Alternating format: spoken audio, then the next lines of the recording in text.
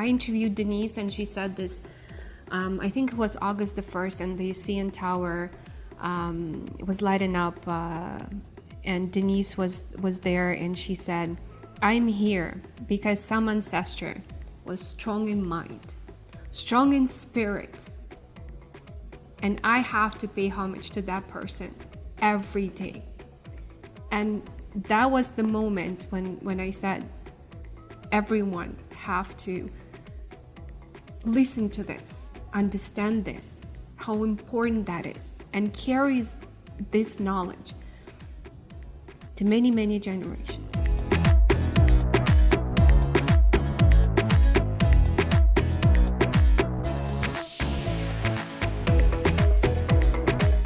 Born in Toronto, the Caribbean Carnival marks half a century of not just celebrating the Caribbean culture, but also diversity and unity. This biggest street festival in North America is captured very thoughtfully in Toronto-based director Irina Volkova's latest documentary, Toronto Caribbean Carnival.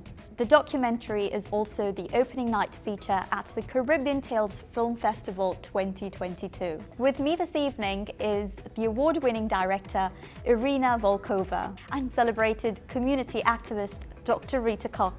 How does it feel to see your film screen at the opening night of a prestigious film festival such as the Caribbean Tales? It's very exciting and nerve-wracking, to be honest. Very proud.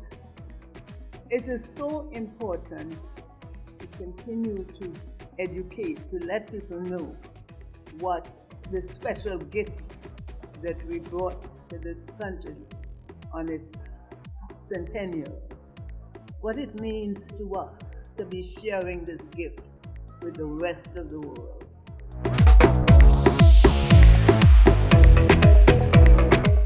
The documentary is, all about celebrating the elixir of Caribbean culture.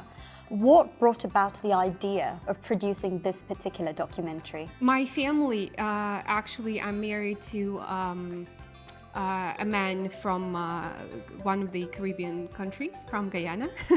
So we always attended the carnival.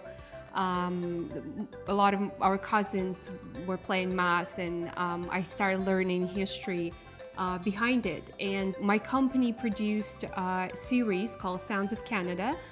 I did 3 seasons, and one of them was the episode Caribbean Sounds of Canada. It's actually available online. Basically, I started interviewing people, working on the background, doing my research about the carnival, how it started, the history behind it, and more I dig, the more information came up, and then I met this amazing people.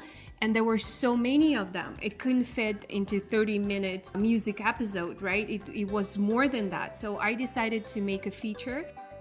You have seen the festival right from its inception to, the contemporary times. Yes. How would you say the festival has evolved today? Well, it started as a small event on that in 1967. And we were a smaller community. And it seemed that anybody came to join it. The community was that small and became a very important part of it. And people from every island were involved. Members who were doing the organization were from every island. And I have been told, and over again, there was a women's group, the Canadian Negro Women's Group it was called. And I was told with their participation made it the success it was, because they worked so hard for it. And it was a volunteer event. We were preparing to give this gift, to present this gift to Canada that we had brought with us from our homeland.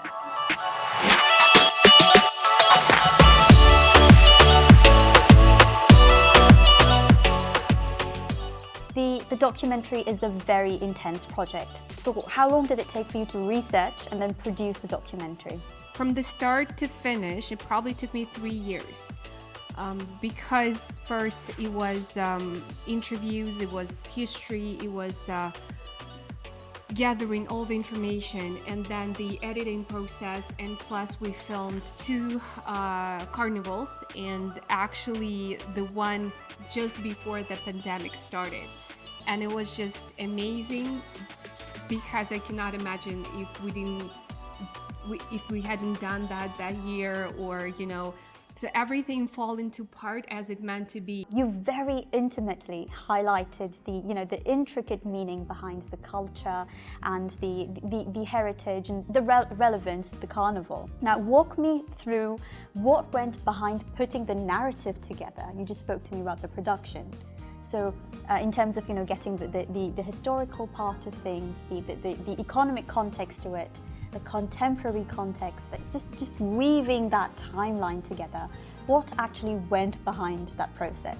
It was an agony of writing the narrative because I did the writing myself. So I had to read, listen to the interviews, looking for more interviews, for more people, for more information, and then trying to assemble everything in my head and put pen to paper. For me, it was important to give my characters, my heroes, an ability to speak for themselves. I want them to tell the story because it is their story. They are the heroes, modern day heroes who carries this knowledge, who carry this amazing heritage that has to go from generation to generation. Now the film had a very educational, it was a very educational, enjoyable piece to me. Now I would want to ask, in what way can we continue the legacy of the carnival as it actually was? Well, it is an artistic enterprise, for one. It's so much is linked to our music. So much is linked to our dance. So within the carnival is the whole set of all the arts that we could present to the community. And so it also can address all those different parts of the carnival arts to groups who want to dance, who want to make costumes. Some of the people who have done this spectacle, those beautiful costumes that are so intricate, are people who taught themselves. And now they're teaching others. It started in their homeland, and now we are teaching people in different countries of the world. For instance, the pan. The only percussion instrument that was created in the 20th century. Came out of, I talked about resistance, when drums, in our history, when the drums were banned, we went to take the bamboo. From the bamboo, we came upon these drums, these rusty drums, where with the creativity, the innate creativity, the kind of arts that were in our genes, we took the drums and we turned them into music that is all over the world. So we have been adding to the arts of the countries to which we have immigrated. Of course, I'm very proud to see what has happened here in Toronto, from a little band on Yonge Street and on University Avenue to something that takes place all over the city and brings joy to so many people. And one of the things is, I looked at and people of all backgrounds are participating. That to me is a great contribution to the diversity that we seek so much in this country.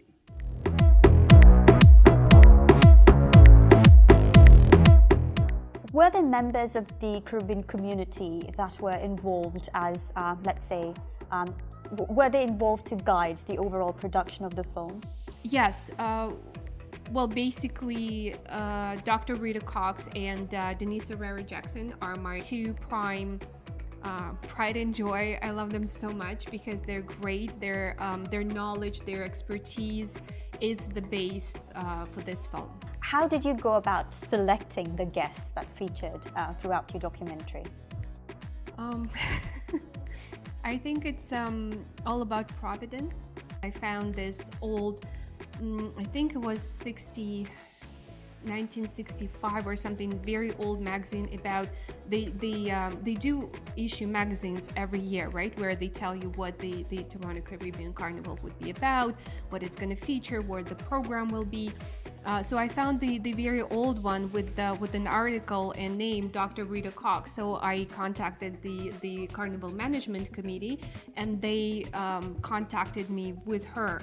And when that was a love from first sight, she's so articulate, and she's an amazing person, amazing woman who did so much, and she deserves all the tributes that we can get her. How did you feel when you were first approached to be a part of this documentary? Well, I expected it in a way because I've been involved in the festival from its beginning as a volunteer. I participated in it over and over again, and it's been a very important part of my life, year after year. It's something I grew up with in my homeland. It was part of our annual celebration, to which the whole island, the whole community looked forward. It was special, it was a family event, it was a community event, it was a national event. And everybody prepared for it just as if we were preparing for Christmas, because it was linked to our history. It was linked to our struggle. It was linked to our resistance, and finally it was linked to our triumph over oppression. And that is why it is so important to us. It's just not a party, it's not a street festival. It is something that is part of our very soul as a people. What has been the most challenging aspect of producing this documentary? Oh, Jesus.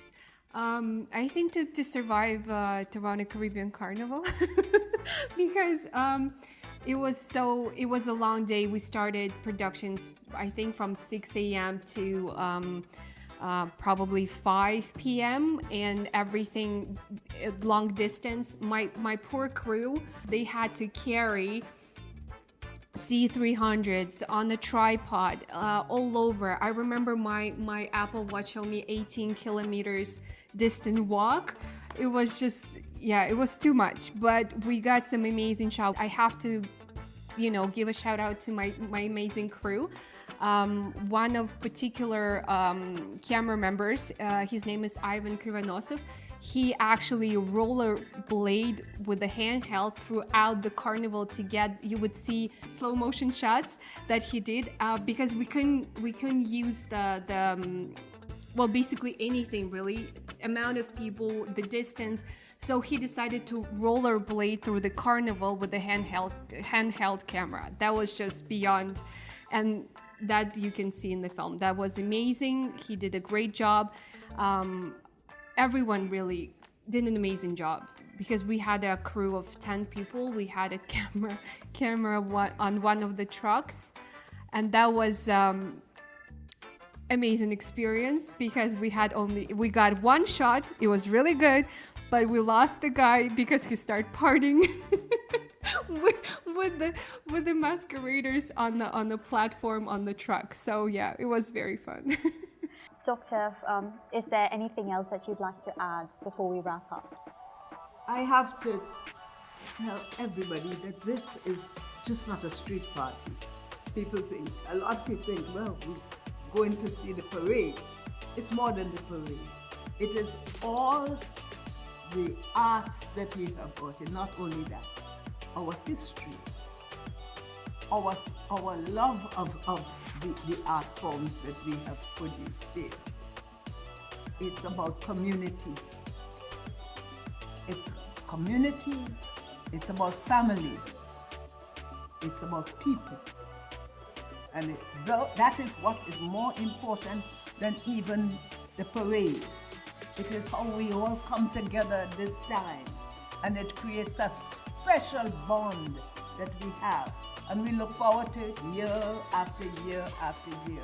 And we must never forget the people who nurtured it from 1967 to now.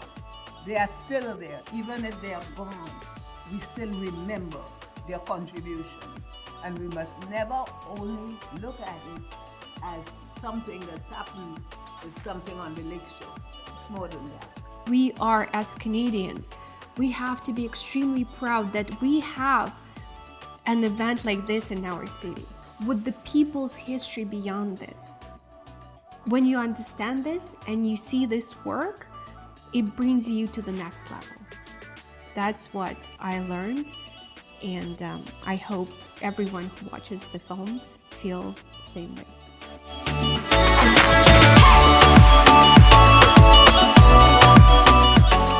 Wonderful to have you in conversation here with us this evening, and congratulations on the film. Thank you very much. Thank you so much, I appreciate it. You're welcome. For more festival coverage, follow us on our socials at Vibe105TO or visit us at vibe105to.com.